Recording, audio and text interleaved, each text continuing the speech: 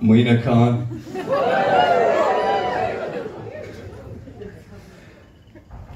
Díobh sé nárthúla tá sé áit ag idir Disneyland agus na Triple-OG.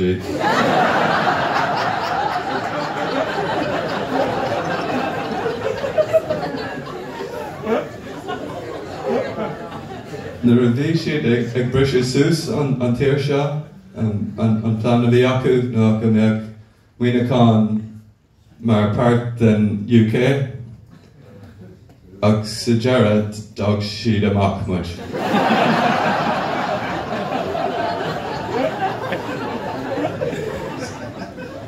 Agus níl sa gá mar thuúla tú ach bhí an British Empire ag géirí gach rud.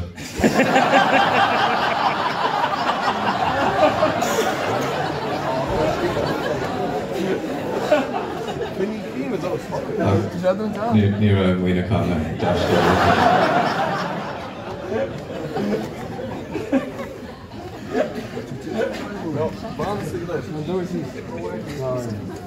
No, tá Muoine Khan go donna ar fad. Nuair bhí mis sin níos óige, thuaimid ar léanta saoire go dtí an cábháin.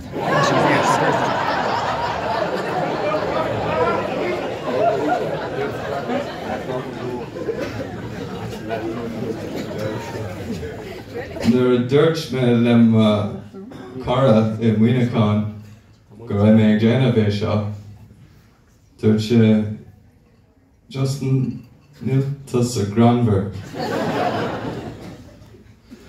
Well, dúirt me bí fáine.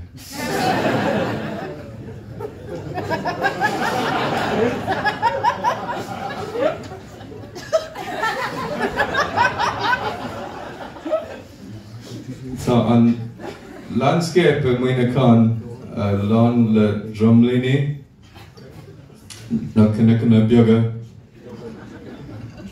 Agus an rud is measa faoi bíon I do cónaí an sin ná tá tú ag gcónaí ag dul suas cnoc. Ach má tá aon rud ceart faoi Muoine Khan. Tá good strong arses ag na colíní.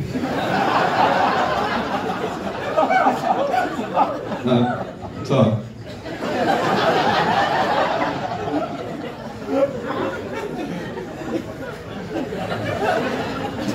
Na ba. Fiú na pigeons tá good strong arses ag.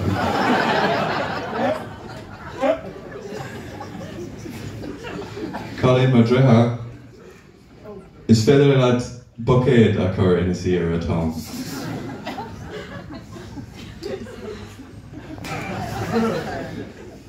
Am linn den as an íseal tír an seo? Má.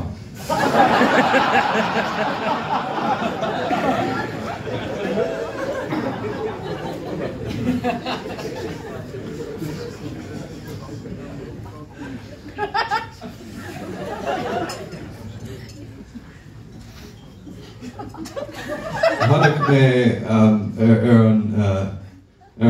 nuacht bhí siad ag caint faoi big tíre tabhairt arás go dtí ar arís.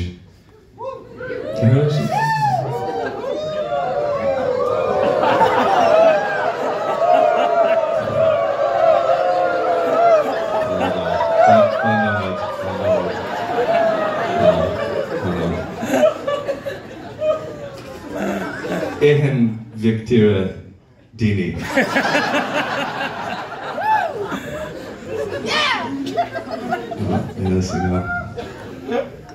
Céad rud eile siad ag caint faoi tortarás na Sasannig.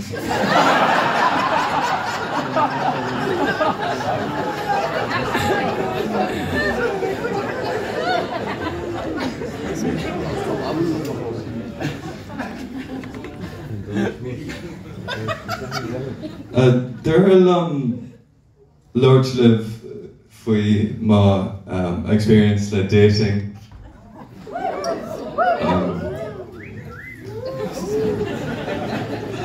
Well, mar hampla, fi me ag chat sus, Colin, cúpla seachtain hen? Níl sin an punchline.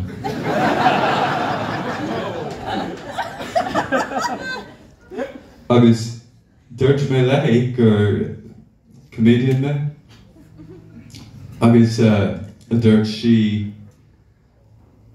Oh.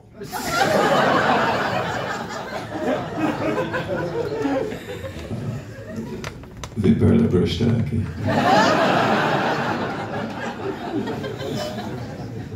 Dúirt si... How are you like? Well, dry agus slow.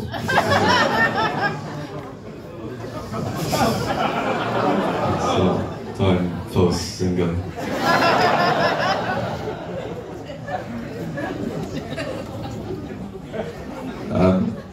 The Beir an five leis an dating ná má person tucht.